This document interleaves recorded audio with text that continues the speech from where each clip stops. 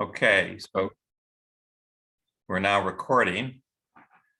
So last time we'd done cosmology, and we're going to go through, we think, 3 classes right now on astrology, which was a topic of huge interest, really up until the 1800s, all around the world. It was part of the academic curriculum. So we're going to spend time on that. We have one session devoted for labyrinth, and then we have a wrap-up session, a conclusion, which will be very different than the conclusion we did last year. Actually, all of these are different than what we did last year. The topics are the same, but we're changing things as we go along. So anyway, so to start off with, thank you for being our guinea pigs. Yeah, we're learning as well what works and what doesn't work. So And just evolving. Yeah. So what do we've got here? Let's see. I think this is it. We thought we might be the only 2 people in these conversations, and we decided to do it anyway. But that was really this. We said, well, we'll have a good time, and we'll get to know each other better and, just exchange ideas. So we're just delighted that so many of you have stuck with it for so long. Yeah. So what we're going to do is try and tie in to what we have been touching on all along with this notion of matter and dark matter and so forth. And just to go back to astrology, okay, people looked up at the stars in the sky at night, and they saw all these different stars, and they saw a small number of them that the Greeks called planeta, which is Greek for wanderer. So the word planet is really a wanderer. So some of the stars wandered, and the Greeks and then other people were able to recognize that, they could see the sun and the moon. That was straightforward. They were then, were able to spot Mercury, Venus, the Mars, Jupiter, and Saturn. Those were all the planets that they could find that wandered through the skies. They were moving stars. And then, of course, there were the stars behind that they had. So they put those stars into constellations and came up with a number of these constellations to give a framework for everything. They're known as the fixed stars. The eternal or fixed stars. So that was the basic idea. And then, not surprisingly, people started to claim there were correlations between the movements of the planets and human affairs. That there was some sort of linkage there that people were struggling with, but they always had astrologers associated with courts that were casting all kinds of forecasts on different things, which we'll see, and so that led to royal courts, not courts of law. Yeah, right. The real ones with the kings and the queens. So that's where we're heading. So let's put it in context. What we saw was that we have 2 types of matter in the universe. One is called the matter that we're with, which is 5%. And then there's something else called dark matter, which is not really dark. It's just, we can't see it. And it's 28%. So there's at least 5. What? Yeah. What do you want me to move this over? Yeah. Okay. So you can see there's 5 times as much dark matter as there is matter. Okay. So if we look in our solar system, we see the sun. Well, the sun has 99% of all the matter in the solar system. The planets have like 1%. That's how big the sun is. Okay, and so if we've got matter scattered about. Then all between the planets, there's little particles of matter. There's, we've seen asteroids and comets and all kinds of things just floating around. So if that's the case, then where in the world is the dark matter? Why wouldn't there be a lot of dark matter that's sitting there in the sun or elsewhere? Okay, and that's the point of view that we're going to adopt here. We're going to say that it really is already there. But the thing about dark matter, unlike matter, is that it just has these two states. One is an inactive state where it literally is just quiescent. And Ron Cowan observed this for dark matter that was just floating around in between stars, for example. He observed tubes of dark matter that were hundreds of kilometers long, but were just totally quiescent, just kind of sitting there floating. And that's what, those sorts of things have influenced how fast the galaxies rotate. That's how the astronomers first came up with dark matter, was by realizing that if they just had the stars making up a galaxy, then they would just fly apart as they spun. But there was something else there, which was dark matter, which exerted a gravitational attraction on the matter, and that's through all the different galaxies that's there. So that's the inactive state. Now the active state is where you've got some heat. So the dark matter can actually couple through gravitation to matter. And so if the matter is hot, if it's vibrating at all, then the coupling through gravitation can wake up the dark matter and make it active. So those are the two states, inactive and active. And the things that goes with this here is, since we've got all of these stars and planets and everything else, the dark matter is floating around in this arena, and it ends up landing, for example, on a star or on a planet or on a moon or wherever. And we saw that the dark matter appears to have what Ron Cowan called the ability to be sentient, to be able to think. So the dark matter would cluster together and would start to be thinking, and it's been around since the start of the universe. It's been around for trillions of years, so it's had a long time to think. And these mind forms end up what we be sitting there on the sun, on the moon, on the earth, on each of the planets we talked about. These mind forms are there, and they collectively are going to create this notion of archetypes. They're going to have their own personalities or their own strengths and weaknesses. Now, where did you get that?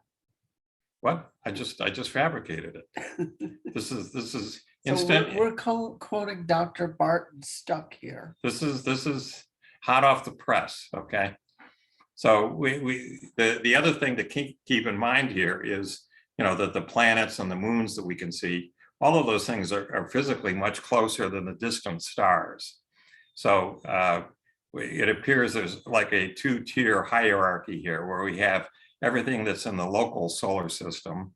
It has is much closer, and it appears, therefore, it seems to have a much greater impact through these archetypes than the distant stars.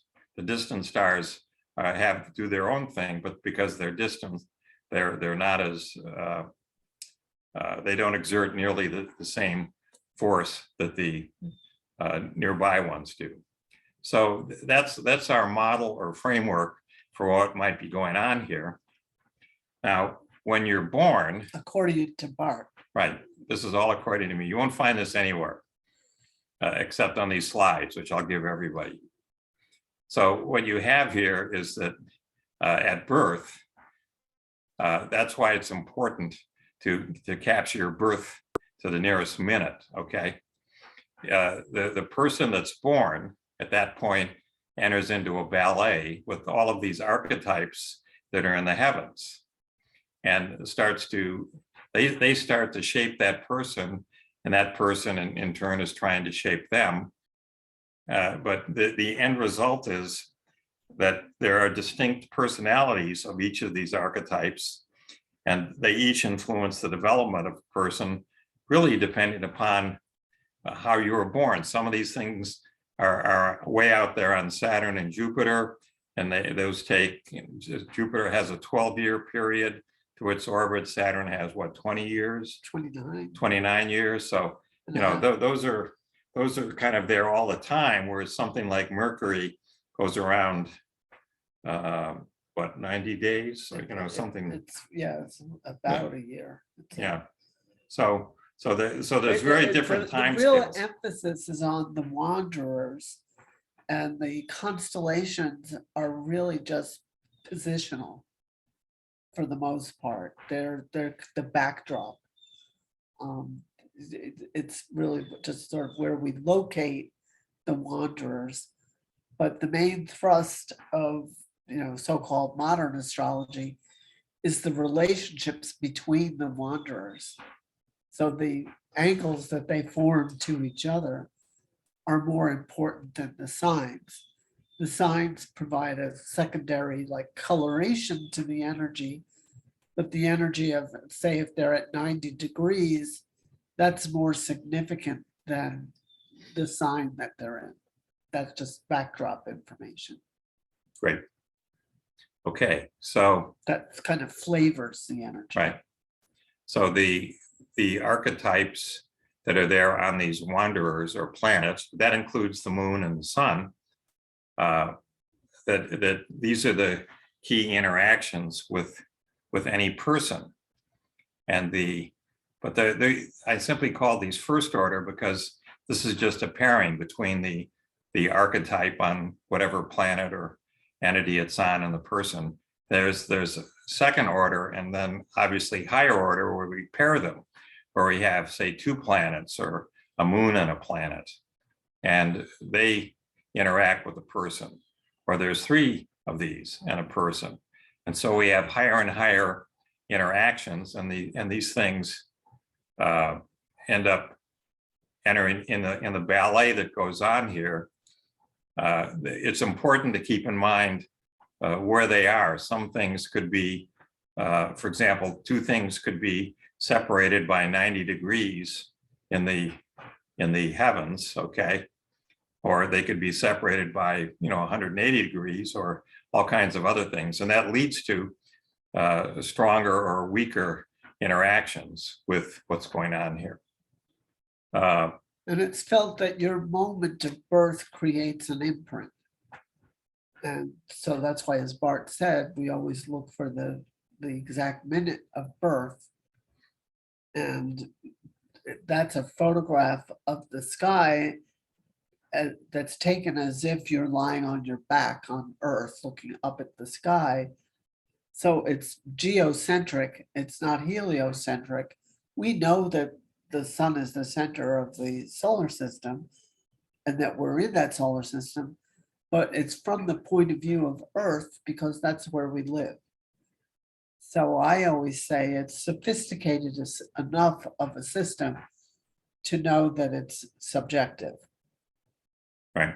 It's not pretending to be objective. Yeah, another thing to keep in mind is that the picture is changing. That is, what if you wait 5 minutes, 10 minutes?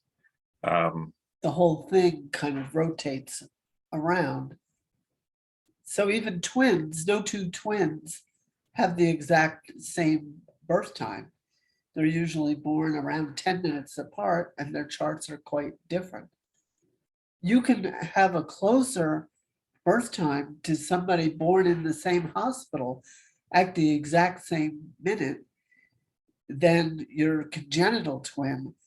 And studies have been done, and there are amazing, coincidences or coincidences between those two charts. Things like the year you get married, the years that you have children. And there are people who have done a great deal of statistical work in these things. And that's called an astro twin, which, as I said, astrologically speaking, in terms of the exact minute and place of your birth, can be closer than your congenital twin. So you might think, well, so if there's nothing to it, then there'll be no similarities, but there are tremendous similarities. So it's not all Yeah. genetic. It's a within statistical variations. There's clearly exceptions, but by and large, there's statistical validity to these sorts of statements. So the other thing to keep in mind is that these archetypes, again, have had trillions of years to evolve, and their thought processes are letting them to go into these higher realms, and it's inconceivable of what in the world, or what sort of philosophies, or what sort of framework of the world they've come up with. Okay, but the thing to keep in mind is that at this birth moment, you end up with this fantastic overload. Okay, physically there's an adrenaline release In the fetus. and yeah, when you're born. Okay, so there's a physical hit, but you also get a mental hit here. Your soul that is joined with your body at that point at birth is all of a sudden inundated with interacting with these archetypes that are out there on the different planets, and that sets in part your path or your Tao for this incarnation from birth on up to death. And a lot of traditions, including the Hindu and the Chinese, which I do not really know, see it as progressive over multiple lifetimes. And particularly in the Hindu and Western, there's people ask me about past lives, and I say, look, I'm an agnostic on the subject. I don't know, but if you want me to, I can talk about the dictionary denotations that I can see in your chart, but I'm working from my head. It's kind of an academic exercise for me, but I'll do it for you if you want me to. It's usually extremely rich for the person. It usually really resonates. And I've seen it even for somebody else's chart that they're close to. If I look at their south node, that's one of the main indicators of past lives. I don't know if time is linear. I'm pretty sure it's not. So I don't even know what I'm saying, but there's usually a story there. I work with stories that tells something really significant about the person. And like I said, for me, this is really a head exercise. Other things I feel more, and I get images. I get, a woman was buying a house once, and I saw Jupiter on her descendant, and an image of a French door came to me. I said, I feel like this house is going to be like a French door for your spirit, that you're going to be really opening yourself up and being hospitable to people in a whole new way that you're not used to, but you're going to be opening yourself, your spirit, to all kinds of people. She said, oh my God, the house is full of French doors. They're everywhere. That's the first thing that I really loved about this house, was all the French doors on balconies and patios, and the house was on a lake. And she said, and that's exactly how I feel, that it's allowing me to open myself up, and that I'll be having people into my home in a way that I never have before. So things like that. That image came to me in a way that said to me I should speak it. So when that happens, I follow it. It usually works out. But with the past life stuff, I'm not doing that. I'm just following the formulas from the books. And it still really resonates for people. So I don't know what to say about that. If it's meaningful for people, I will try to share it with them, and then talk about, well, what does it mean in this lifetime, and how can you work with it here and now to go forward into your future in this lifetime. But it usually has some kind of a metaphor in there that's really meaningful for people. remember, Marjorie's the Jungian astrologer. Okay, so in our equation. yeah. So the another thing to keep in mind is I haven't touched at all on the notion of predestination or free will in any of this. All I'm arguing for here is there's influences that these archetypes can have on a person, on their soul, but that person is still making these decisions. Okay, I'm not going all the way and saying you're locked in. You can choose your own path here. Hopefully, you'll choose a good path. So that just takes us back here to our slides again, where again the souls who are living over here in this 10-dimensional space. We live over here in this 10-dimensional space Consciously. Consciously, and so there's a linkage here, which is done through these higher realms, which we've called Calabi-Yau manifolds down here, and it's up here that the interactions are going to take place with these archetypes, with these mind forms that are in the sun, and there's one for Earth, there's one on the moon, and on and on. So all of these things here are going to be interacting through these higher realms here, and they've had, like I said, trillions of years to sit there and develop these ideas. So that is where we're going. The only other thing we spent a weekend working on these graphs. Do you like them? Yeah, well, it was a collaboration. Yeah, the key thing here is it's really this information flow, that information is controlling everything here. And so it just happens that the information exchange is happening in these higher realms and these Calabi-Yau manifolds. But having said that, it's the basis for everything. All the control information is here for controlling all the particles, all the forces that we have running around here. So that's our linkage to last time. So I'm going to get out of this and go back to, at this point, I was going to do a video, which is again a self-contained video,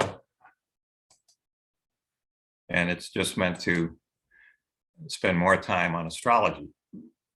So here we go. Oops, let me start it at the beginning. Since the beginning of time, humanity has looked to the heavens for the answers to earthly problems. Why is it?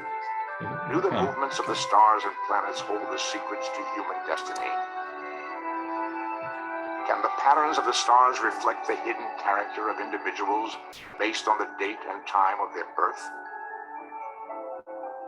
Astrology, predicting the future by the movements of celestial bodies, has been with us for over 4,000 years. Today, science denies any validity to astrology. Yet for countless centuries, millions of people have believed in it. They point to tantalizing evidence from history. In the mid-1930s, some believe a German astrologer predicted the rise of Hitler, a decade before he came to power. Centuries earlier, during the Renaissance, a visionary is said to have foretold that the imprisoned Princess Elizabeth would someday sit on the throne of England. Scholars now examine how a belief in astrology may have led 3 wise men to follow the Star of Bethlehem. Modern science is subjecting astrology to closer scrutiny than ever, with sometimes startling results. Is belief in the power of the stars merely a baseless superstition, or one of mankind's oldest truths?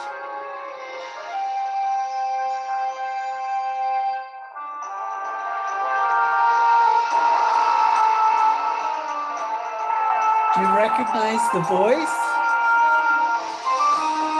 It's Leonard Nimoy, everybody. Leonard Nimoy of Star Trek. Before the art of astrology was developed, ancient people relied on a basic knowledge of the stars and planets for their very survival. Many sites around the world speak of astrology's earliest beginnings. The origins of astrology might even go back more than 20,000 years into the Paleolithic, because there are carvings on bones and other objects that indicate perhaps early interest in lunar tallies, the motions of the moon.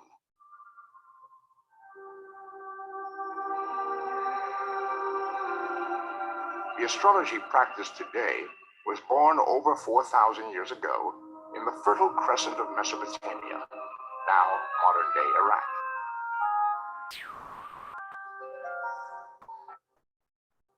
Ancient civilizations in the region created some of the world's first cities and developed early agriculture. They were also among the first to turn sky watching into a codified system of astrology, a method which remains basically unchanged even now.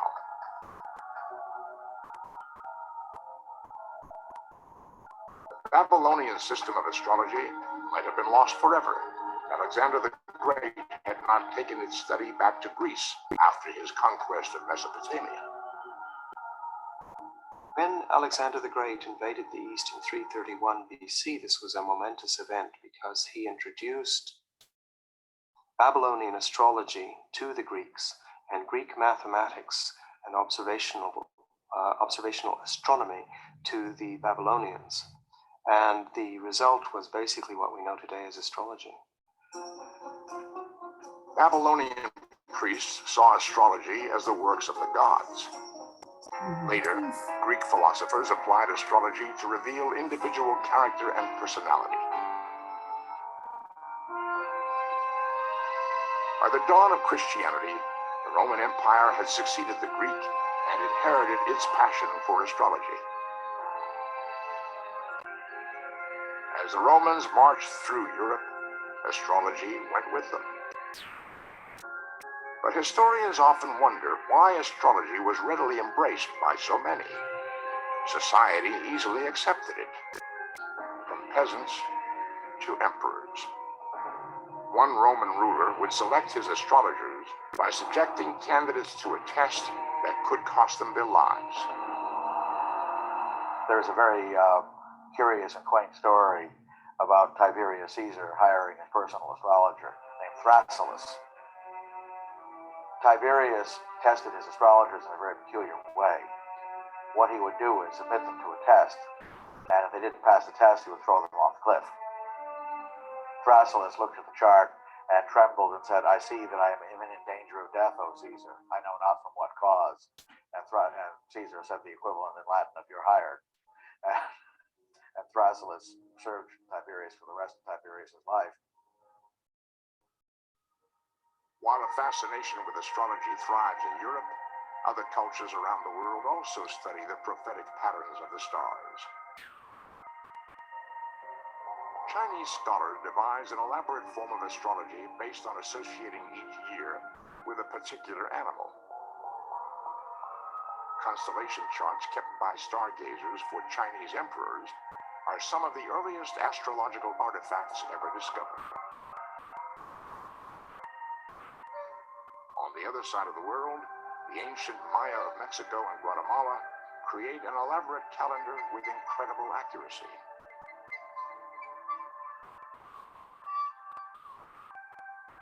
The ancient Maya developed probably the world's most elaborate astronomical and calendrical system. The day that you were born in the Maya 260-day calendar contained your fortune, contained your fate for the rest of your life, and you took part of your name from the day that you were born in this calendar.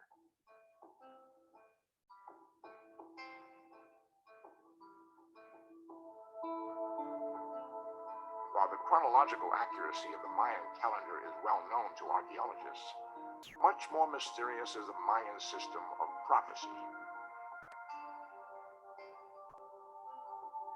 In the early 16th century, it is predicted that bearded, light-skinned visitors will arrive from the east.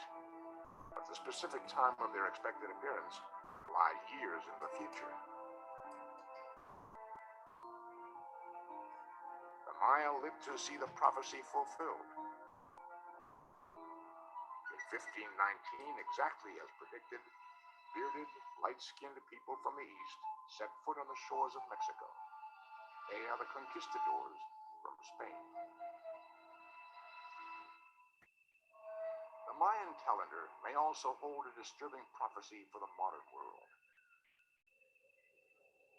Over 2,000 years ago, Mayan astrologers calculate the date of the end of the world, doomsday, which is believed will take place in our own time.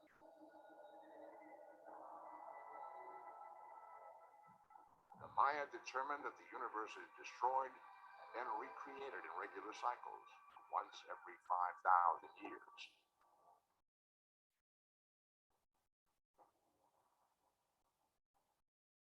This great 5,000-year cycle comes to an end soon. Probably most of us will live to see this.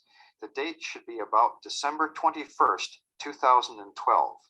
And although the ancient classic Maya civilization came to an end in roughly the 9th century AD, if those calendar priests were here to see it today, they would probably expect that in 2012, around the winter solstice, that our cosmos as we perceive it would come to an end and some profound new order would be established.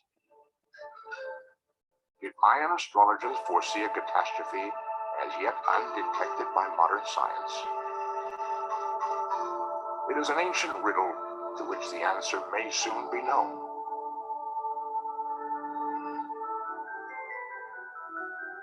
The Romans and Mayans were not the only ancient people to see signs written in the stars. Even sacred texts bear reference to the influence of astrology. Did the heavens foretell the coming of Jesus? What is the Star of Bethlehem that is said to herald his birth?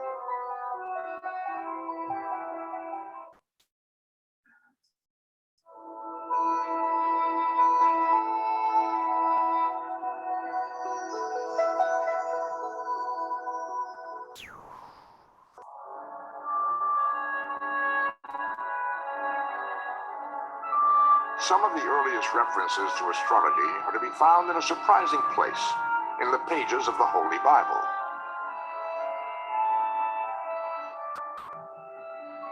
Evidence also lies here in the ancient ruins of the Holy Land.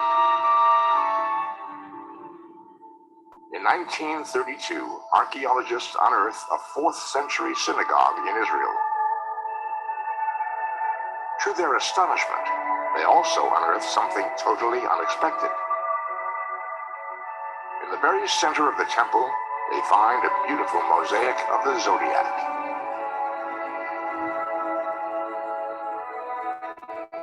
Its discovery baffles scholars who have long believed that astrology was strictly forbidden in Judaism. There shall not be found among you any that practice divination, or an observer of times, or an enchanter. For all that do these things are an abomination unto the Lord. Deuteronomy 18:10. If Judaism frowned upon astrology, how then did the zodiac become the centerpiece of a synagogue? Some scholars now believe that contrary to long-held belief, astrology may not have been forbidden in ancient Israel. The relationship of the ancient Hebrews or Israelites with astrology is a rather complicated one. What the Bible actually condemns is the worship of stars as if they were gods. The Bible has absolutely no problem with the idea of the stars being the messengers of God or symbols of the will of God. Unlike earlier civilizations, Judaism did not see astrology merely as a means of prophecy. The temple zodiac may have been a symbolic portrayal of the great cycle of the year and the presence of a supreme being among the stars.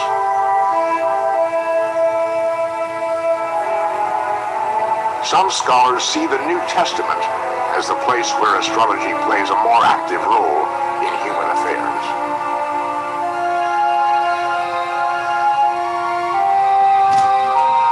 Now when Jesus was born in Bethlehem of Judea in the days of Herod the king, behold, there came wise men from the east to Jerusalem, saying, Where is he that is born King of the Jews?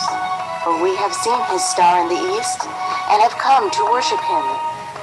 And lo, the star which they saw in the east went before them, till it came and stood over where the young child was. Matthew 2:1.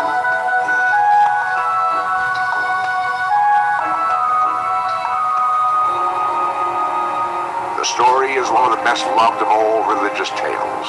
How three wise men from the east see a bright new star in the heavens. They follow the star to Bethlehem, where they discover a manger. Inside, they recognize a newborn child as the Messiah and offer him gifts of gold, frankincense, and myrrh, paying homage to the child as their Redeemer. What was the Star of Bethlehem? Could it have been an actual astronomical event? And who were the mysterious wise men or magi who followed the star? The three magi of this story were definitely astrologers, and observing the conjunction of Jupiter and Saturn in Pisces, they may have thought like this. Pisces traditionally ruled Judea. Saturn traditionally signified the Jews, and Jupiter definitely signifies kingship. So they may well have deduced that the king of the Jews was being born in Judea. Whether or not the three wise men were astrologers, the question remains, what did they see in the sky? Were they witnesses to an extraordinary astronomical event, an exploding star or supernova? 20 centuries later, the question still sparks controversy. There are rationalist historians, and I'm not entirely sure I disagree with them, who question that there was such a phenomenon at all. There are a number of things we can eliminate immediately. It was not a supernova, because there are none recorded by anybody else at the time in question. It was probably not a comet, because that would have been noticed by other people. It was not until the 17th century that the father of modern astronomy, Johannes Kepler, devises a radical theory to answer the riddle of the Star of Bethlehem. In the early 1600s, Kepler observes a rare conjunction of the planets Jupiter and Saturn. They appear to the naked eye as a single, dazzling new star. Kepler calculates that the last time this dramatic conjunction had taken place was the year 7 before the Common Era. Is this the actual date of Jesus' birth? Could this have been the Star of Bethlehem? Some astrologers assert that someone born on the date of the star in 7 BCE is potentially a person capable of making a lasting impact on history. Kepler suggested that the Star of Bethlehem was this conjunction of Saturn and Jupiter in Pisces. It took place in 7 BC. And it seems that he was right about that. And if the fascinating thing is that if you draw up a birth chart or a nativity for somebody born on the 22nd of August, 7 BC, every single planet is in its own sign, the sign that it naturally rules, the sun, the moon, Mercury, and so on, which would be an extraordinary birth chart to have.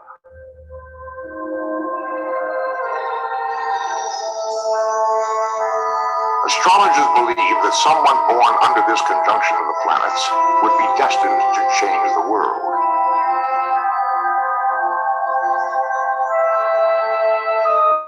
Though astrology was frowned upon by Christianity, over the centuries, belief in the power of the stars steadily grew.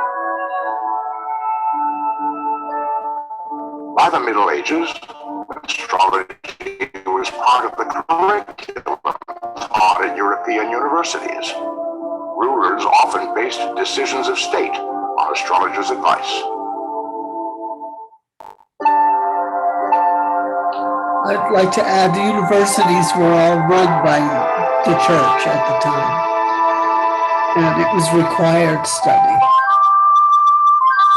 In the 15th and 16th centuries, Europe witnesses an unrivaled flowering of art, science, and exploration.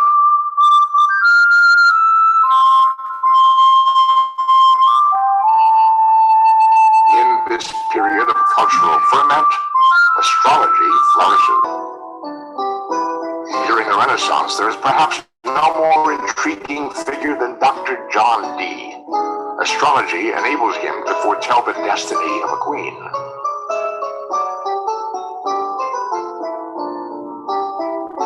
Born during the reign of King Henry VIII, he is one of the finest mathematicians and scientists of his time. His study of optics lays the groundwork for Galileo's first telescope.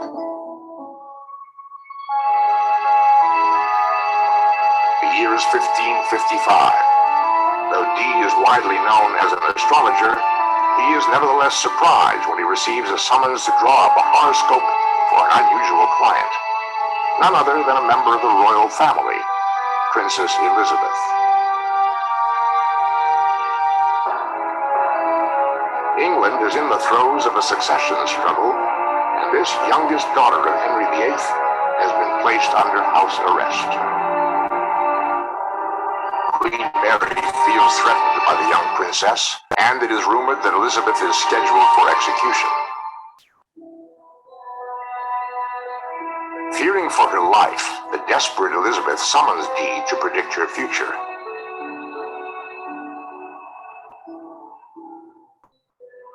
Is she destined for the execution block, or will she survive her ordeal? John Dee was a remarkable character in 16th century England. He was very learned in many disciplines that might today strike us as an odd combination: mathematics, but also magic, astronomy, but also astrology. Dee learns the time and date of the imprisoned princess's birth and begins to calculate her chart. What Dee discovers astonishes him. To Elizabeth's amazement, Dee reports that instead of execution, she faces a very different fate. According to her astrological chart, she is destined to become queen.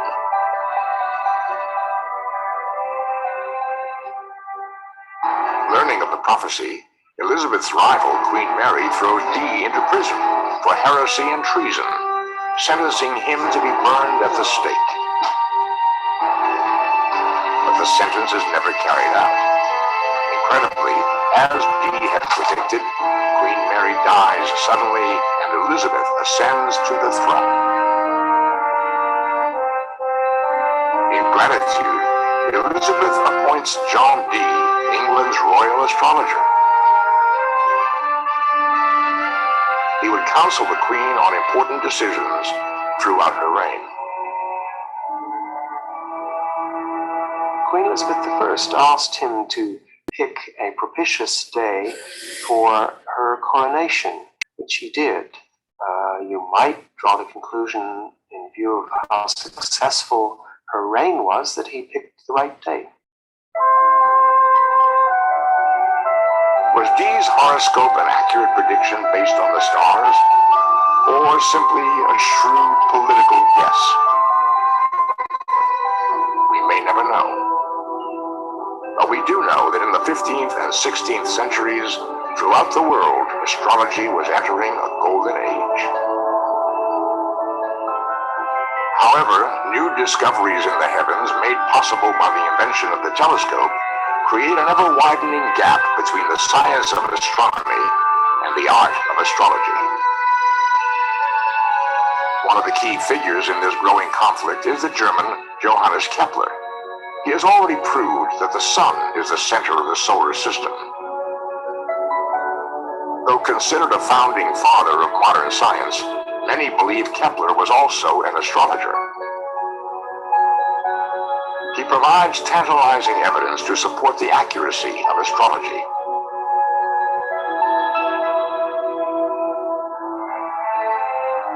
In 1608, at his observatory near Prague, Kepler draws up a horoscope for Albrecht von Wallenstein, a young Czech military officer. The chart shows that Wallenstein is a Libra, and that Mars, the planet of war, features prominently in his life. He was alert, eager, and restless. His scorn and indifference towards human laws and conventions. Unmerciful, belligerent, and fearless, such an unusual nature will be capable of great deeds. Johannes Kepler, 1608. The analysis will prove amazingly prophetic. Wallenstein goes on to become a triumphant general in the 30 Years' War, and then the most powerful military leader in Europe. He bases key decisions in his career on Kepler's astrological chart. In 1632, Wallenstein reaches the height of his power. On the night before an important battle, he meets with an astrologer for a reading. The stargazer issues an ominous warning. Despite Wallenstein's military superiority, the portents for the coming battle are unfavorable. The next day, as predicted, Wallenstein's forces are defeated.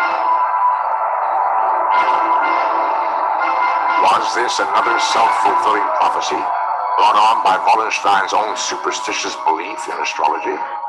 Or was it something more? Whatever it was, the defeat of his troops destroys Wallenstein's career. Later, he is murdered by his own soldiers in the very month that Kepler had predicted 26 years earlier. Despite Kepler's personal belief in the powers of the zodiac, astrology now loses favor as astronomy becomes the accepted science for the study of the stars. By the 20th century, science and society view astrology from a new perspective.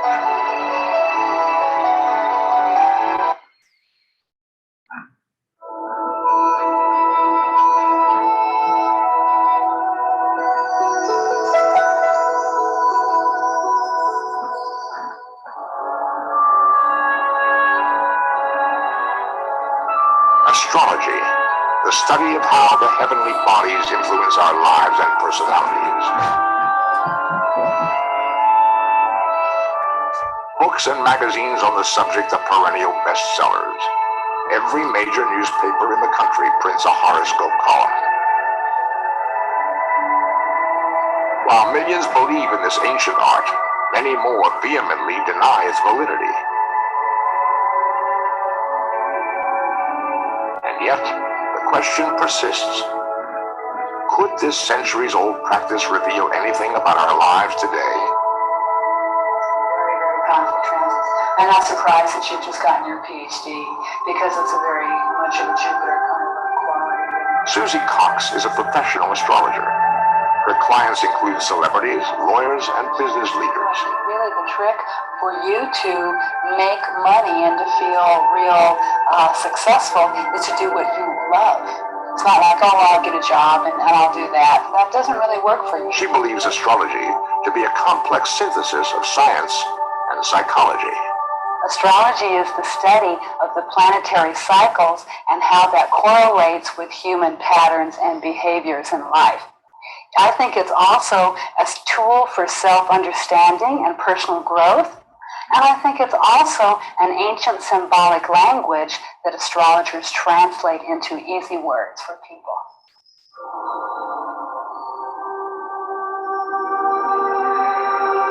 About 4,000 years ago, the ancient Babylonians living in what is today Iraq were among the first to develop astrology.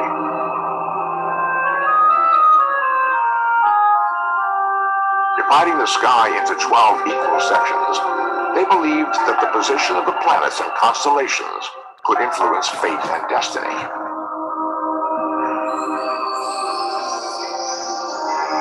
The Babylonians noted that every month the sun would rise with a different constellation.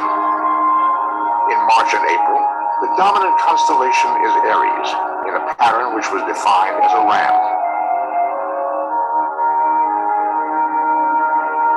The stars of Taurus rise next and are visualized as a bull. Later, the Greeks believed that each constellation exerts an effect on those born under its influence. Today, modern astrology is based on a combination of Babylonian and Greek, and is guided by the same belief in the power of the stars. What makes this ancient practice so popular in our high-tech computer age?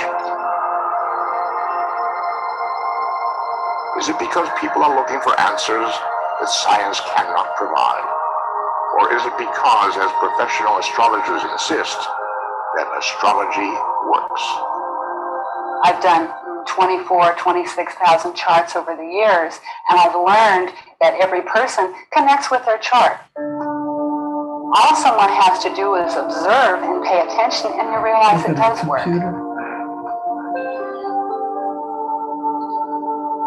But many critics insist that science completely discredits astrology.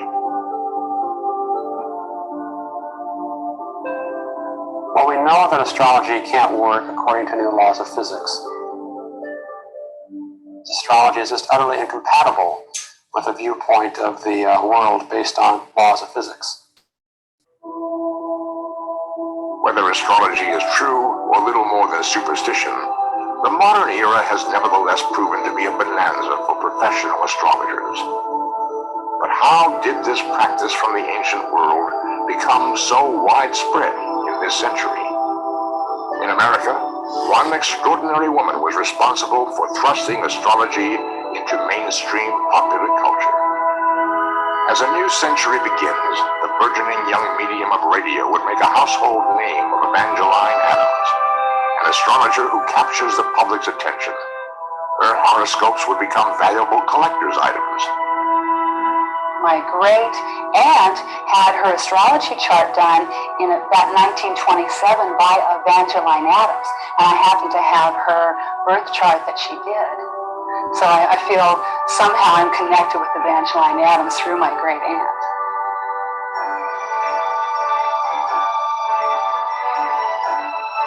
For Adams, a trip to New York in 1899 would launch her amazing career.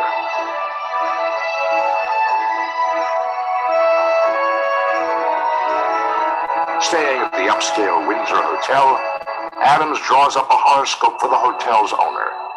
She predicts a terrible personal disaster in his immediate future.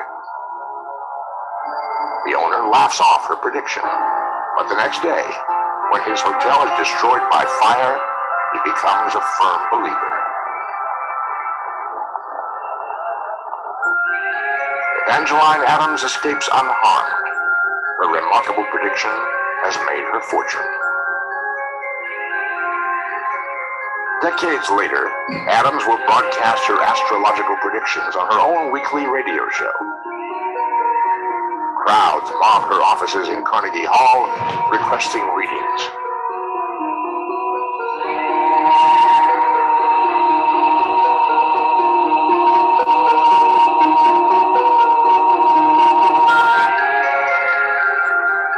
In 1914, Adams is arrested, charged with violating an obscure New York City law against fraud by fortune tellers. But rather than pay the trivial fine, Adams insists the case go to court. Suddenly, astrology itself is on trial.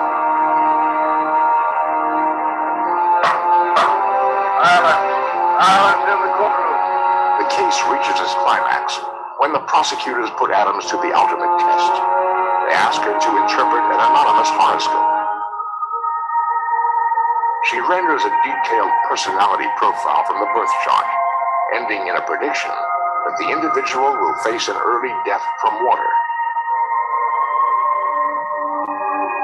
Only then does the astonished judge reveal that the horoscope is that of his own son, who had recently died in a swimming accident.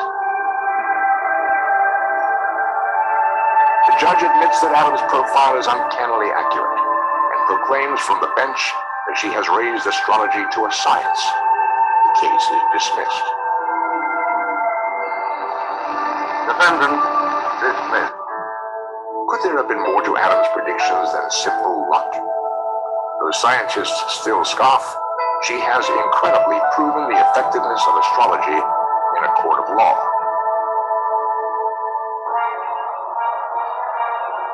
A decade later, astrology undergoes an even more grueling test. In the early 1920s, a German woman named Elsbeth Ebertin casts a horoscope for the ideal man she believes could lead Germany to greatness. Ebertin announces that if alive, Germany's finest leader would have been born on April 20th, 1889. The story is widely publicized, then forgotten. Only years later, when the Nazis rise to power, does Ebertin realize she has unknowingly named the birth date of Adolf Hitler. Coincidence, perhaps? Or could Hitler have seen Ebertin's horoscope, convincing him of his destiny? Was it a self-fulfilling prophecy?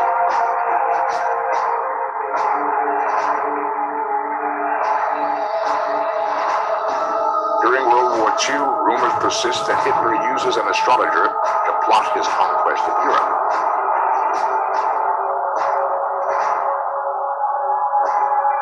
While the allegations are never proven, it is known that astrologers are consulted regularly by Hitler's inner circle, including Reichsmarschall Heinrich Himmler and Deputy Führer Rudolf Hess.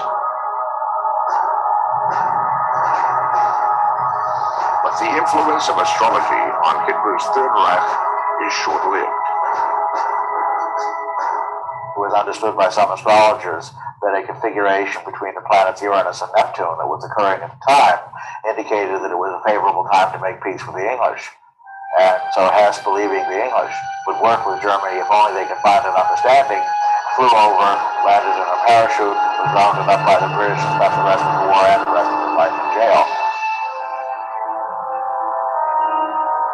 Hitler is furious and blames the humiliating incident on Hess's obsession with astrology. In 1944, he takes drastic measures.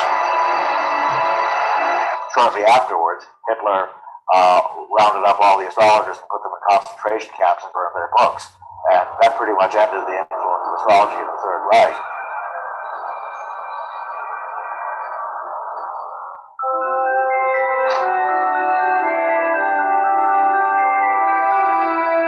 With the war's end, the world's passion for astrology continues to grow.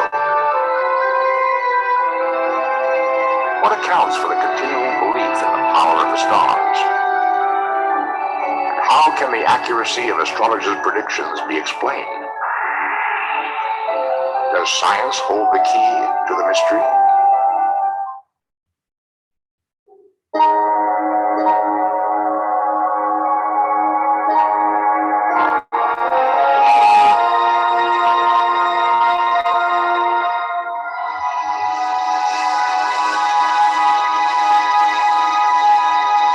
Since the 1700s, astrology has fallen into disrepute. Today, the scientific community regards it as little more than empty superstition. Well, we know that astrology can't work according to new laws of physics. We know in physics that there are basically four forces that govern the behavior of matter: gravitation, electromagnetism, the strong and the weak nuclear interactions. And none of those things can possibly account for any of the claims that astrologers make. But perhaps the universe is made of stranger stuff. What else could account for the apparent accuracy of astrology? Scientists, however, dismiss most of the apparent evidence as mere coincidence. Over the years, numerous studies have debunked astrology. In one often repeated test, subjects are given the wrong astrological profiles and asked if the horoscope matches their own personalities. Aries were given Libra personality traits, and Libras labeled as having Capricorn qualities.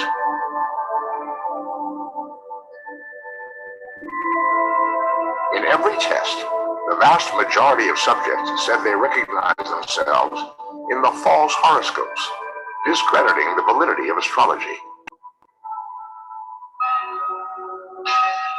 In a study at Indiana University, 6 professional astrologers were given horoscopes of 23 test subjects and asked to match the astrological descriptions with the personality traits of the volunteers. The results? Not one of the astrologers were successful. What they found was that there was no correlation between the personality traits and the horoscopes. Moreover, the astrologers didn't agree with each other. What they're talking about is something that isn't a rational scientific worldview. If you really believe that the laws of physics govern everything there is, then there's no hope for something like astrology to make any sense. But one research study came up with startling results that shocked the scientific community. In 1953, French psychologist Michel Gauquelin decided to put astrology to his own rigorous test. A skeptic regarding this ancient science, Gauquelin hoped that his expert command of statistics could finally lay to rest the claims of astrologers. To Gauquelin's surprise, his study proved the opposite. There was a statistical correlation between the stars and the personalities and career choices of his subjects. Gauquelin's study showed that a statistically significant percentage of politicians were born when Jupiter, the planet of rulership, was rising at the moment of their birth. The astrological charts of doctors and scientists seemed to be marked by the presence of Saturn, the planet of reflection and study. Mars, the planet of war and courage, showed an above-average presence in the charts of generals, athletes, and business executives. The fascinating thing about these results were that they were fully in line with traditional astrological understandings of the planets. So Mars was the planet that showed up with athletes and soldiers and so on. And those results still stand today. But was Gauquelin's experiment a scientific breakthrough? While many still oppose astrology, its practitioners hope to use the latest information from space exploration to enhance their understanding. There is a type of astrology that is called deep space astrology, and instead of just using the planets in the solar system, they can put quasars, black holes, pulsars. There are some astrologers that are using a lot of different asteroids and putting it around the chart, so it's not just the planets. Some believe that future space missions will make new discoveries that may offer deeper insight into astrology. Are these new methods proof that astrology can change with the times? Or are they simply an attempt to add a pseudo-scientific flavor to ancient superstition? Despite the centuries-old battle between believers and skeptics, astrology continues to fascinate millions. The question still remains, what has given this 4,000-year-old practice such lasting appeal? I think astrology is still so popular today in an era of science because it contains all that mystery of a powerful and ancient system, which has a great appeal to us. I think its roots really lie in human nature itself, our basic need for a relationship with the sky and with the rhythms of the heavens and cosmos. So why would people turn to astrology, even powerful people, even world leaders today? I can only speculate, of course, because I can't see into anyone's mind, but I would guess it's because people are looking for something of more depth, something more substantive than what science can offer. What I believe in is the right of people to believe in astrology if they want to, and if they find it useful and valuable in their lives. If astrology points to the mystery of what it means to be alive, that's a perpetual mystery which will never be solved. And in that sense, astrology is a mystery that will never arrive at a final resolution.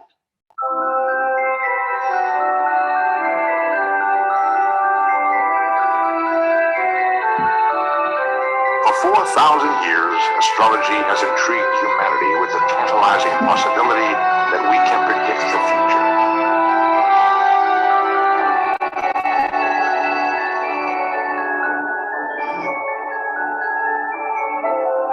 Though science repeatedly discredits this ancient art, the notion that the stars could influence human destiny continues to work its spell on each new generation.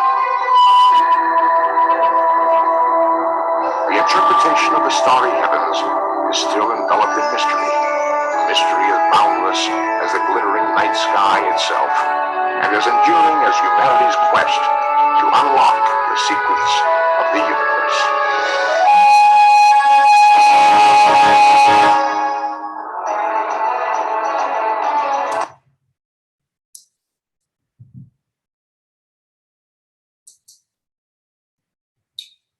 Okay, so there you have the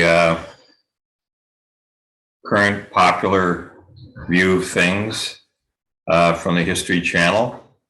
And any comments from anybody before we shove on?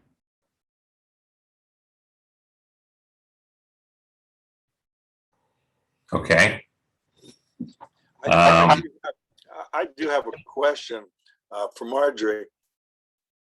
Marjorie, why, if we're talking about, say, the conjunction of these planets and whatnot are in this sign at this time for this person, born at this moment, how is it that, especially talking about twins or something, how do things change that significantly if the person is born a block away or a mile away or 10 minutes away? It seems like these kinds of alignments would be on a much larger scale than this minutia. Well, that's a good question. The answer is going to be very technical.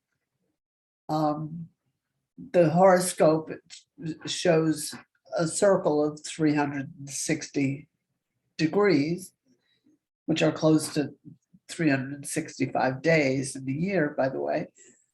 That ratchets around a circle by 1 degree every 4 minutes. And the degree of those 360 degrees that's on the horizon at the moment of birth is the ascendant degree. So it's not just your rising sign, it's the exact degree. Every sign is 30 degrees. So that degree is changing very frequently. That's why I said most identical twins do not have identical charts.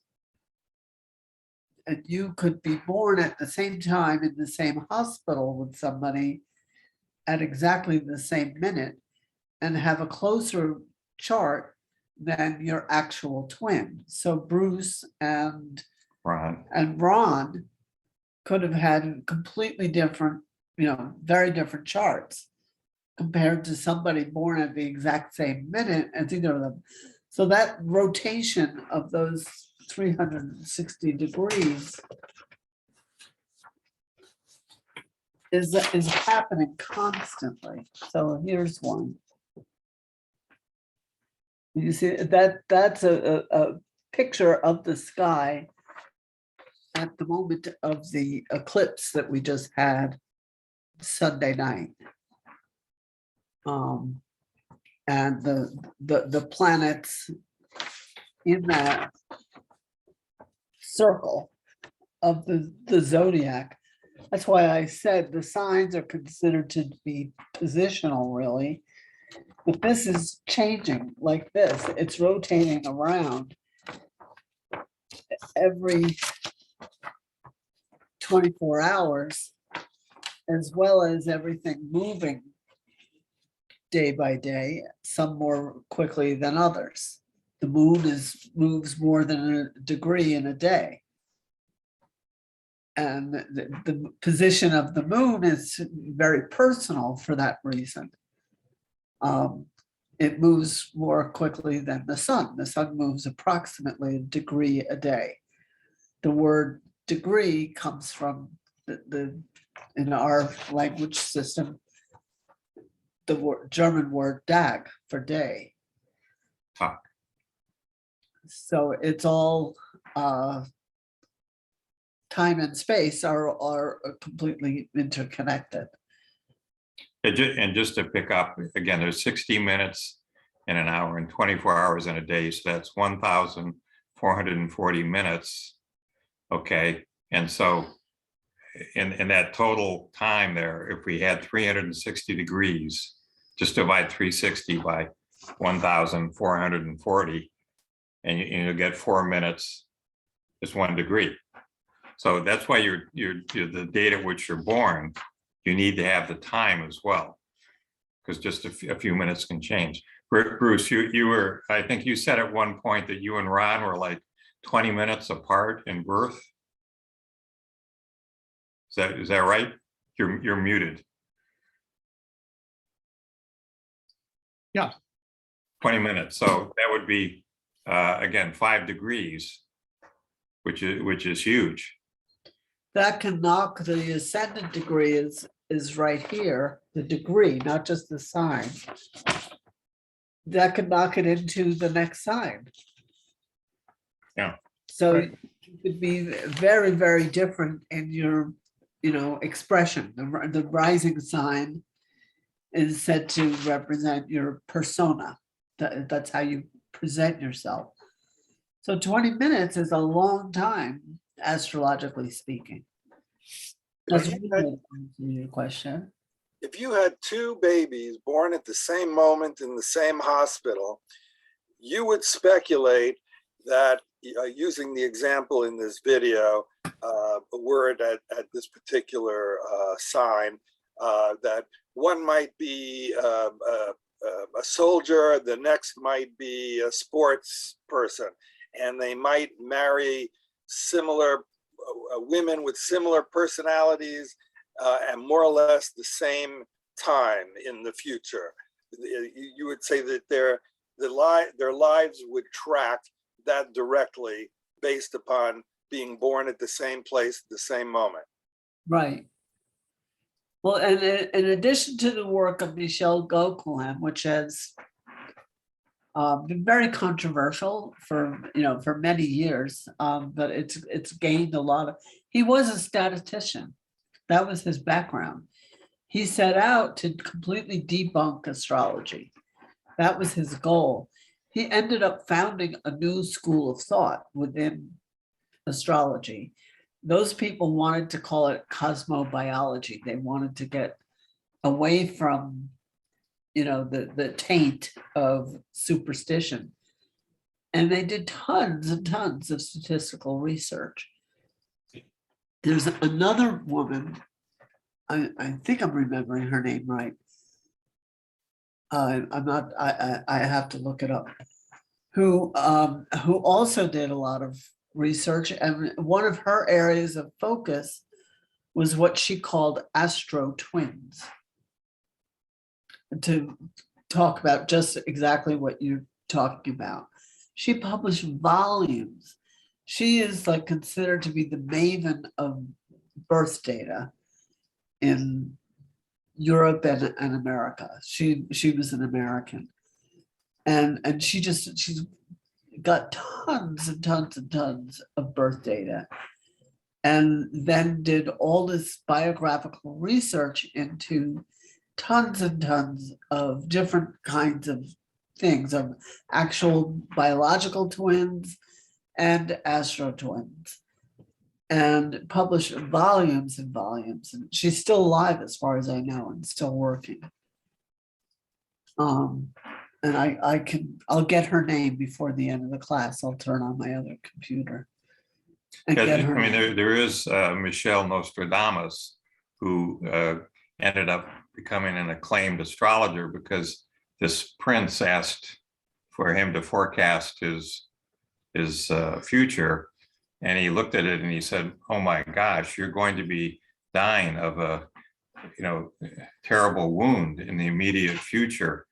And like the next day, for whatever reason, this guy went out jousting. And when he went jousting, the spear from his opponent got caught on the helmet and went up right into his eye and then right into his forehead. And that was the end of him. It took him a few days to die, but he was in incredible agony. But that made Nostradamus the most acclaimed astrologer of the time. So Is it always accurate for everything? Absolutely not. I'm not saying that. no. I don't really like to do predictive work. I really try to avoid it as best I can. What I do is psychological and spiritual astrology. It's still kind of a prediction to say, well, you're going to have this kind of personality and these kinds of patterns and these kinds of issues. But it's, all I can say is you'd have to read the work that has been done, that has documented very significant patterns at the very least. Is it always true 100% of the time? Absolutely not. I looked at Bart's chart for last summer, and because I'm biased, I read it way too high for him. But what I saw was his inner experience. That's not what I'm not trained to see the outer situation. But what I saw was that he wasn't inwardly affected terribly by this outer situation. So I assumed the outer situation wasn't going to happen, but that was a wrong interpretation on my part. So that was my error, in terms, but the prediction really should have been, well, whatever happens, you won't be that affected by it. You'll rise to the occasion. You'll stay afloat, which is what happened. Other people would have been really hurt and possibly permanently damaged by what happened, but Bart was able to just kind of keep floating. He's like the duck that goes with the vicissitudes up and down, and he wasn't that hurt by it. But that an example of what I saw was his inner experience. Was a time of isolation, reflection. He treated it like a retreat, really. He did tons of reading. He did a lot of thinking and meditating, tons of meditating. Other people might have been more traumatized by what actually happened, but for him, it was just like a time in. How does your doing a chart, let me rephrase the question. How does viewing whatever it is you view in doing a chart lead you to any of these interpretations?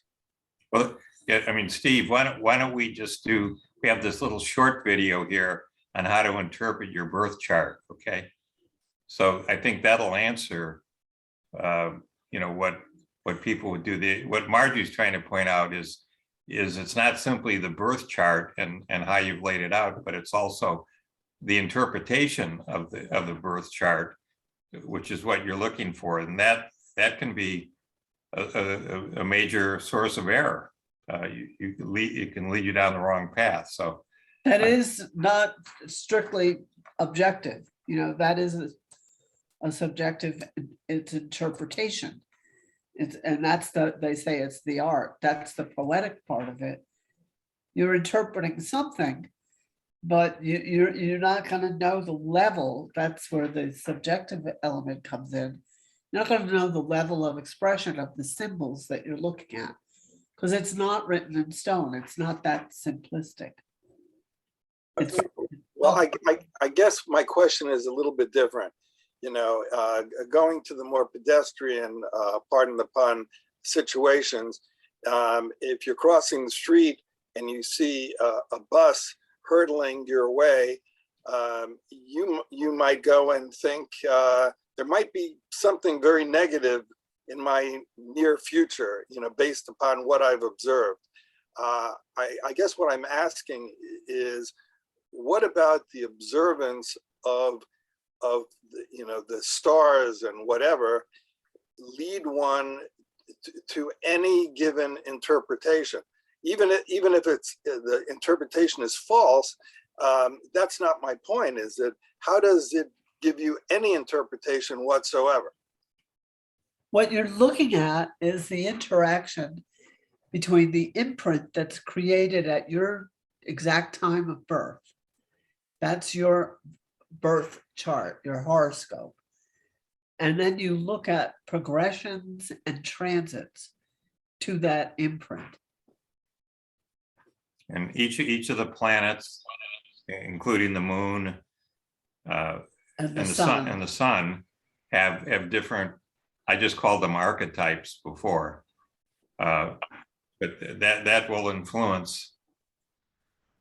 So you have those 20 factors interacting geometrically, and you're looking at the interactions between those 20 points. So it's complicated. And there could be more than one at a time. So it's not just one-on-one.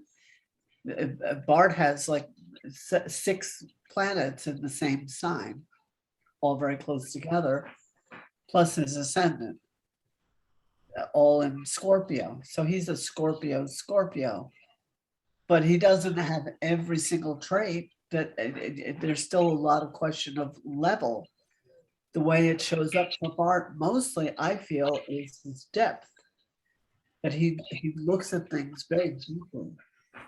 His mind is like a laser, drilling down and drilling down and drilling down, deeper and deeper into, you know, microscopic reality. That's not how every Scorpio uses that energy. Hindsight is 20/20. Right. Let's just go through this little short tutorial thing. And she tells you more about how it works. So Yeah. that'll answer some of your questions, Stephen. It's a good question, yeah, but I can't answer it superficially. okay, here we go. First licensed astrologer since 1968. Welcome to Astrology 101. You know, everybody loves to hear about astrology and everybody loves to hear about themselves. I am going to show you in the series of classes that I'm going to be sharing with you how to interpret the birth chart. Very, very simply. When I started studying astrology in 1966, we didn't have the internet. We didn't have computers. We used to cast the horoscope by hand, and it took hours to interpret it. And I thought at the time, there has to be an easier way because I'm about simplifying things. And sure enough, I found an easier way. So the information that I'm going to be sharing with you is found in my #1 best-selling book on Amazon. Now that I've cast it, what do I do with it? Some of you may already have a copy. I hope you'll follow along. And if you have your own birth chart, now would be a really good time to pull it out of the drawer, because what I'm going to do is start from ground zero. and I'm going to explain step by simple step how to interpret your own birth chart.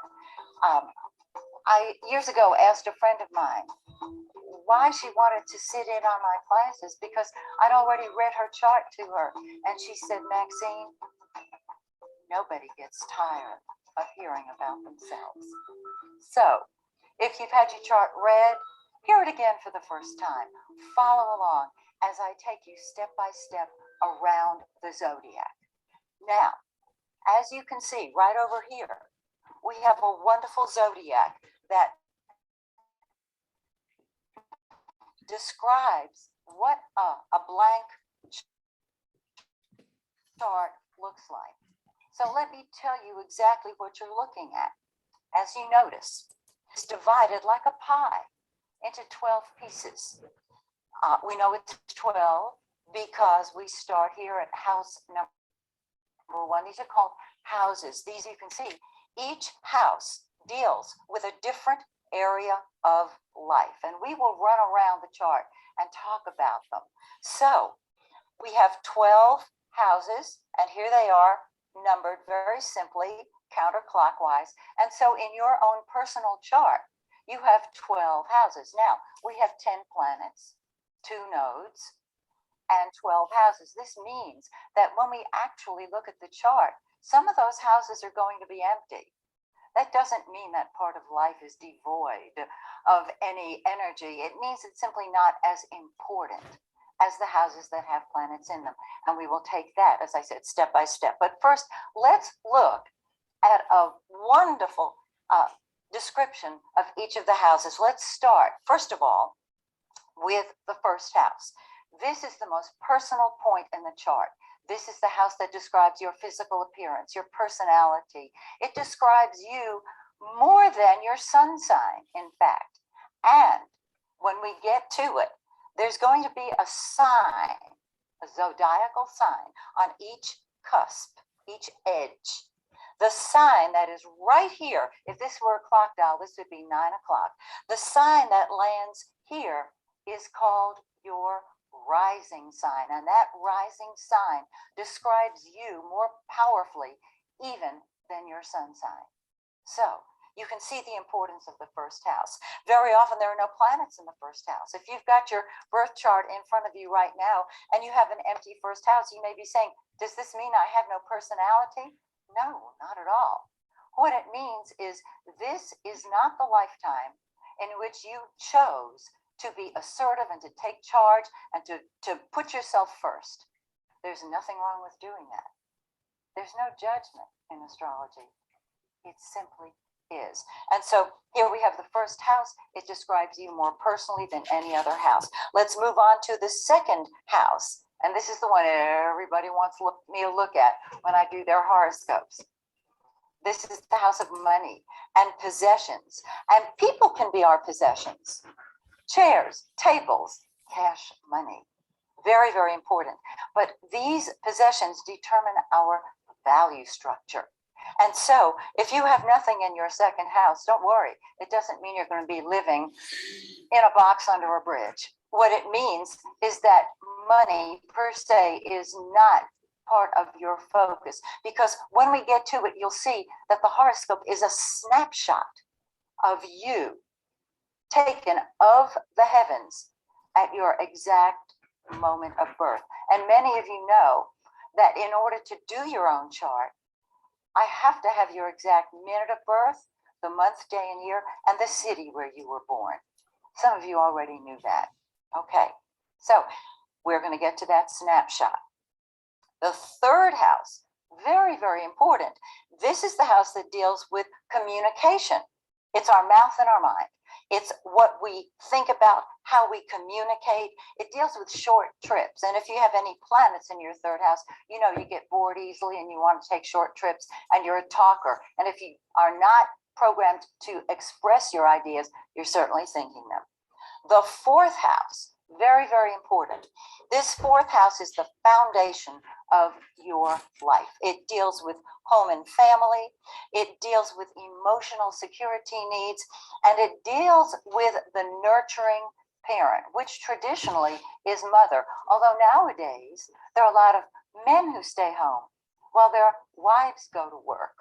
So we are not sure whether it's mother or father until we actually look at the person's chart.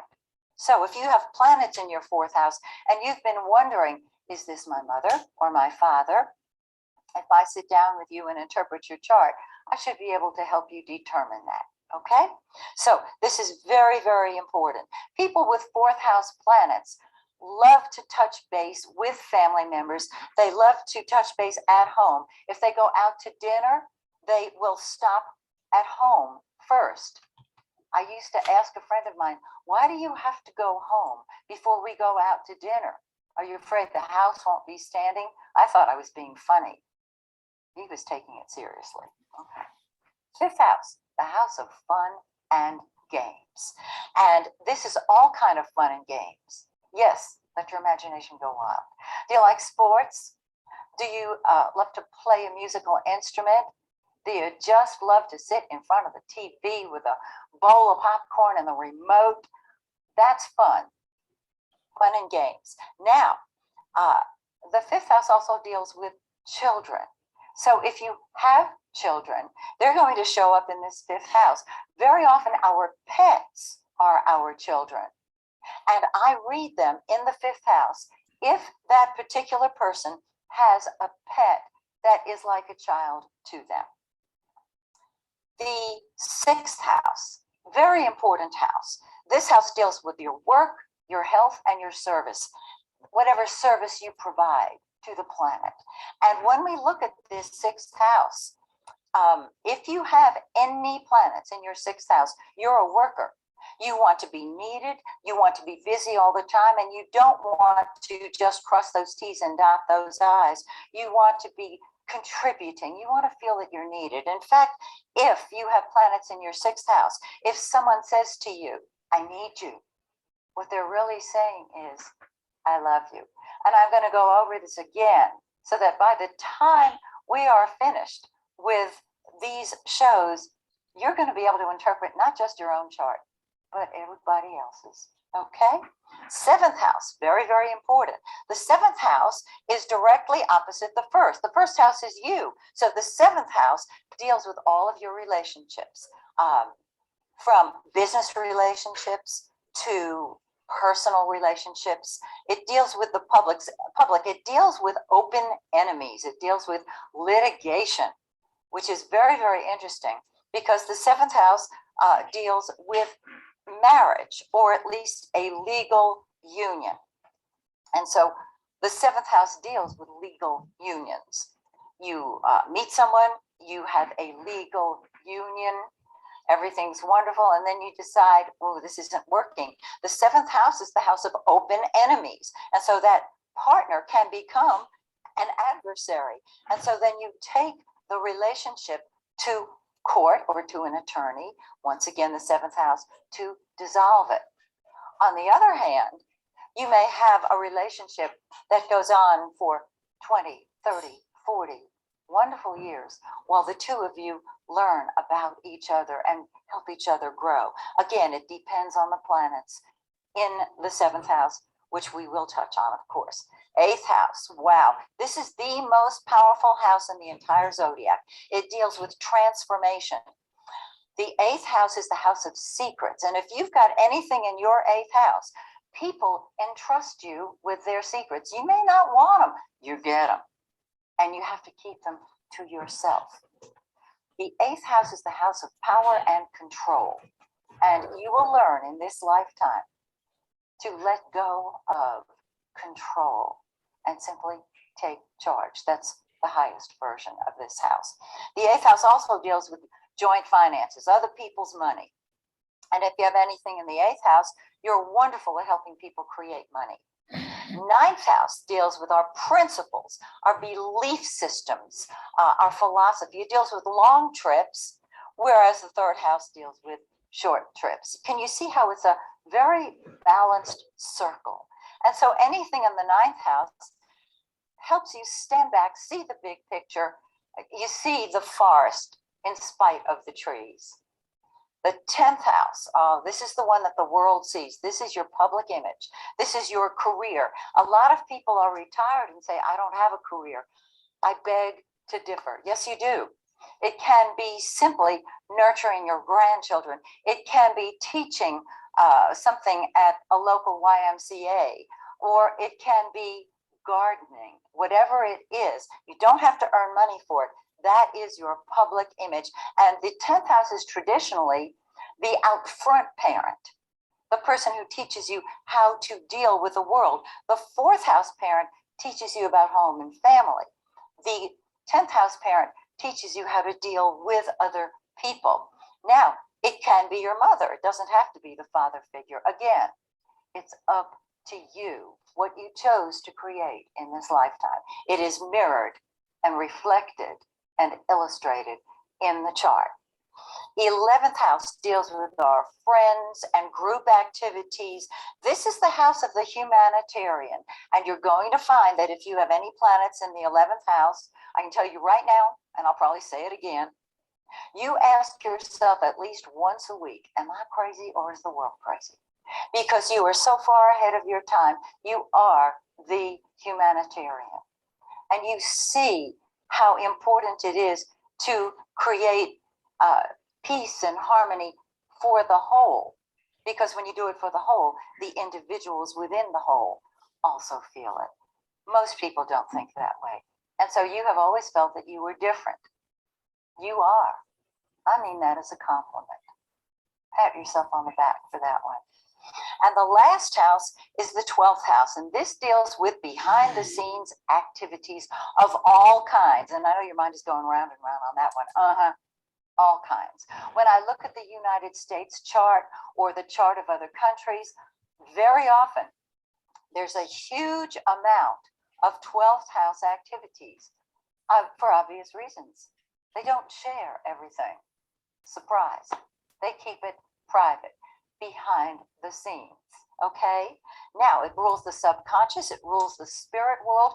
And if you have any planets in your 12th house, you have to have time alone at least once a day just to dream. Are you a dreamer? You can take those dreams and make them reality, because that 12th house is filled with communication with what we call the other side. And so you're a natural mystic. Okay. Now, that's the blank chart. I want to take you through the planets, and we're going to put each planet one by one in each of the houses. Follow along if you have your birth chart. Hopefully, this will be eye-opening and you will hear it again for the first time. We're going to start with the first planet, which is the sun, obviously, because that is the sign we know. In fact, you know your sun sign. If you were born on a certain day, you know if you're an Aries or a Taurus or a Gemini. But did you know that all of the planets fall in different signs? And they express differently because of that. So you know your sun sign. It's very rare that I find somebody in my talks who doesn't know their sun sign. They know their birthday. If they don't know their birthday, we're in trouble. Okay, so the sun is the center of our universe, isn't it? I don't know if you can see that yellow. It really is pretty. Wherever the sun is the center of your life. Now, there's an esoteric interpretation as well as a psychological interpretation of each planet. The sun is the ego, and the sun is the creative force. And you might say, that's great. Now, how do we interpret that in the chart? Well, I'm going to tell you.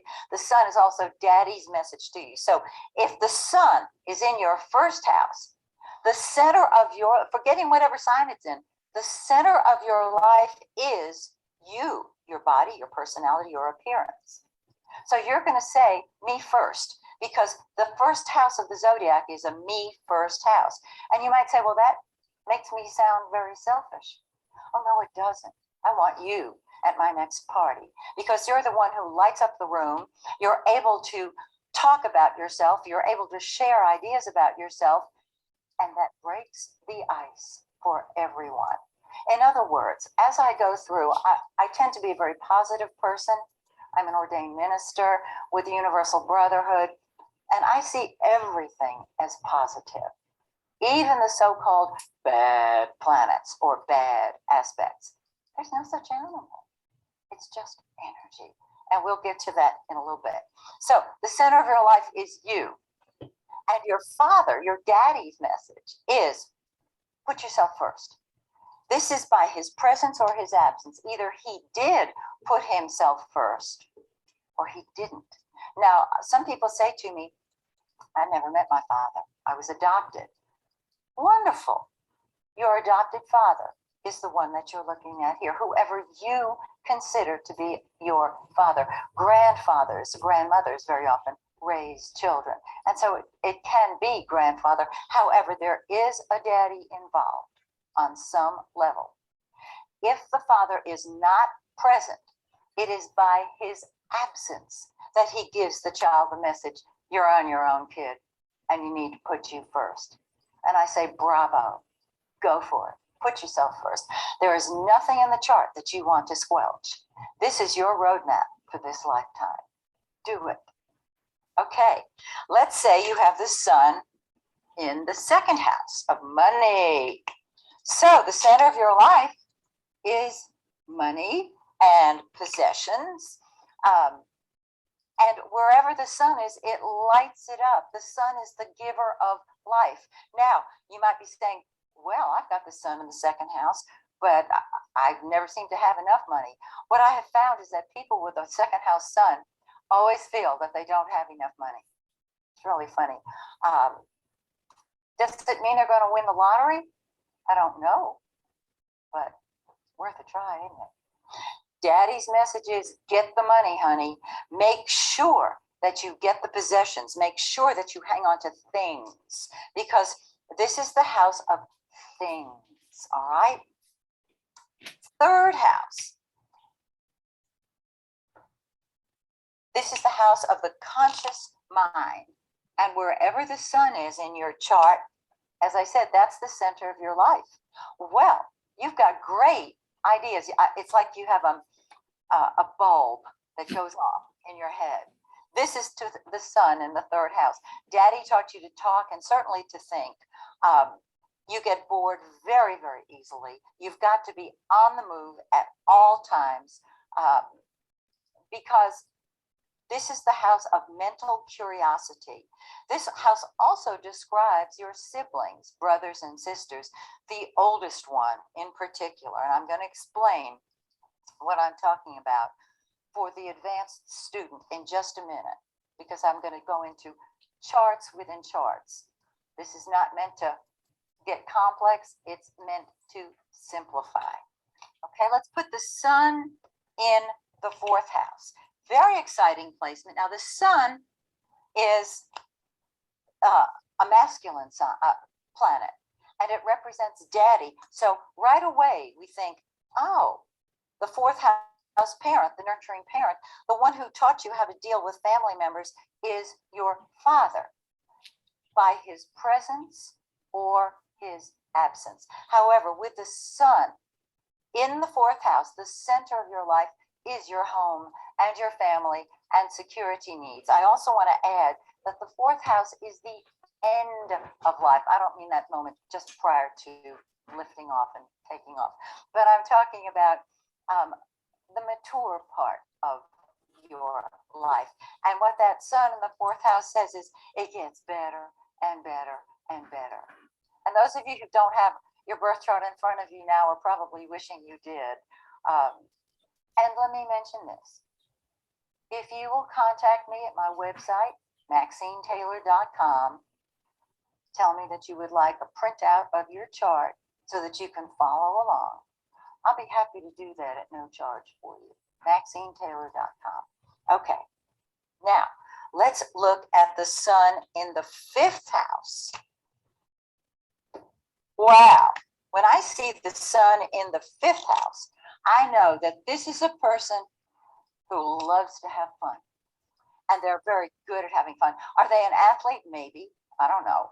But fun is what it's all about. So the center of their lives is fun, creativity, they could be artistic, but they know that life is a game and they want to play it. Now, this is the house of children. And what's so interesting is that this sun in the fifth house tells us that your child puts himself first. This is the child's first house. Remember the first house of the zodiac. This is you. This is your child's first house. And so we can say that daddy's message was to have fun, but daddy is a surrogate child to you. How did he teach you to have fun? He was childlike.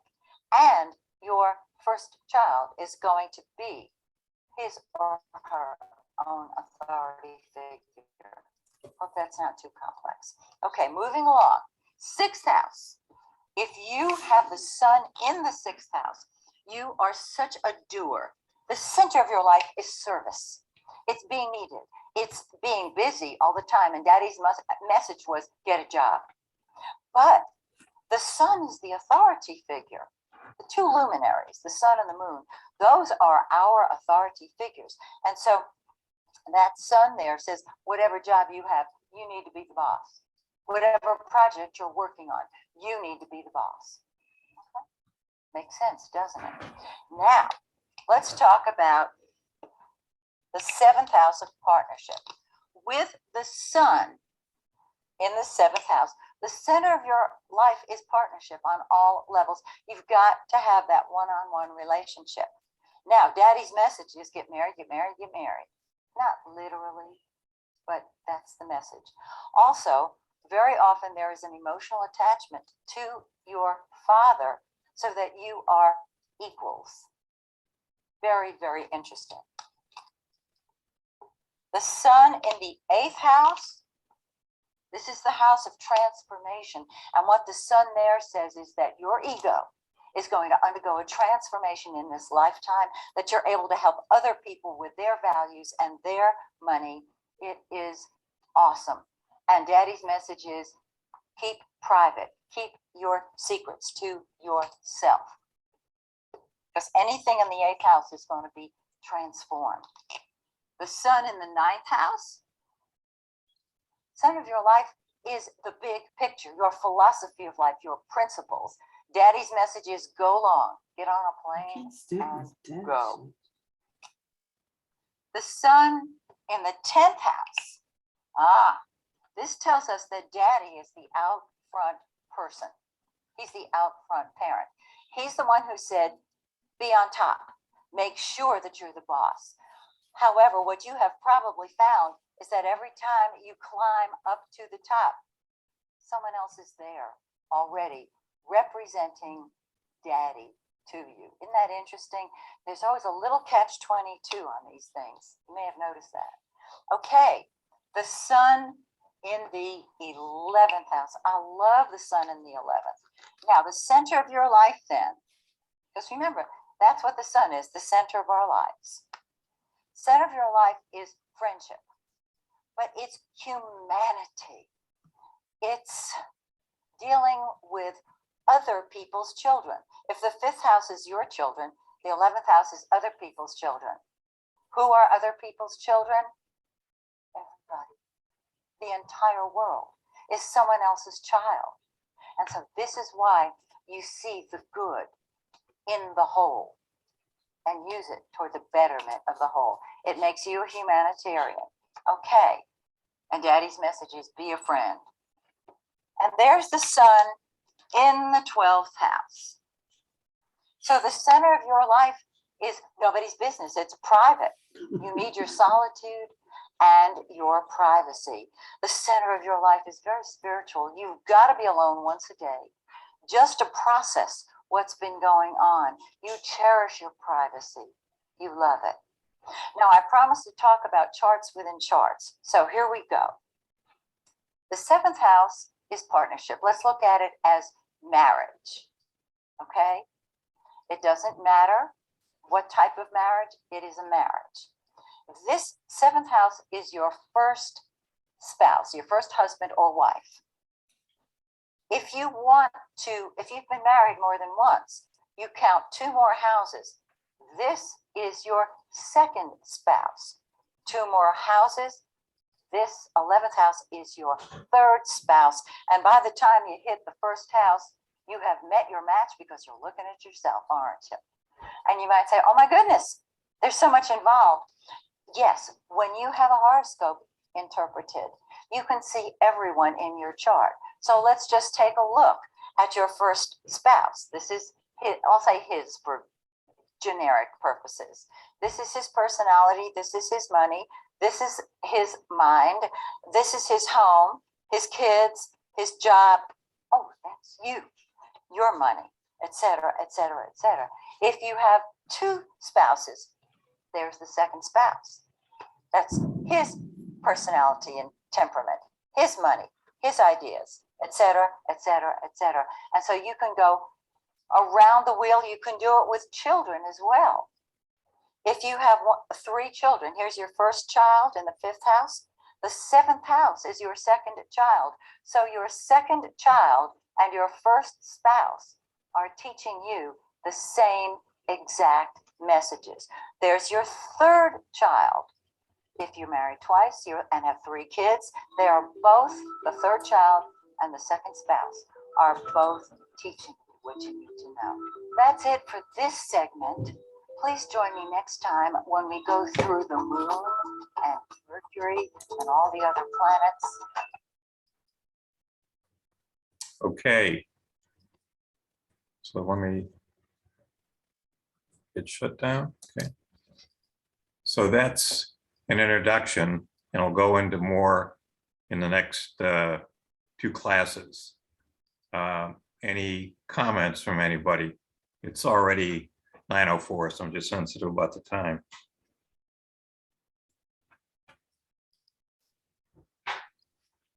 Okay. Everybody looks stunned. Everyone's asking, why are we doing this?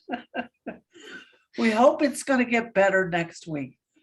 This was all by way of introduction. We found a couple of really good videos, but we didn't have time to show them all. So we hope that we hope you'll stick with it, because this was just to kind of pave the way for next week, really. Bud, you got something? No, I had a couple of things real quick, but it's late. I'll save them for next week. Okay. We'll start off with your questions now. Okay. Anybody else? Bruce? Many years ago, when I found, whoever interpreted my chart way back then, I was able to see quite a few things that really correlated with my experience. But that's so many years ago, I've completely forgotten about it all. So, but at that time, it was very useful information. Oh, good for you. Were you already pursuing Buddhism when you had your chart done? Yeah. Did you have it done by an Indian in the Indian school? Was it? No, I had it done by a friend. But was he was it doing charts? He was doing charts for everyone in the group. Or, they call it well, Vedic or Jyotish. Is the oh, you mean what system to use? I have no idea. Yeah. Okay. But do you think it looked like what we talked about here in the? Well, I just found that it was actually quite good. It was very predictive. But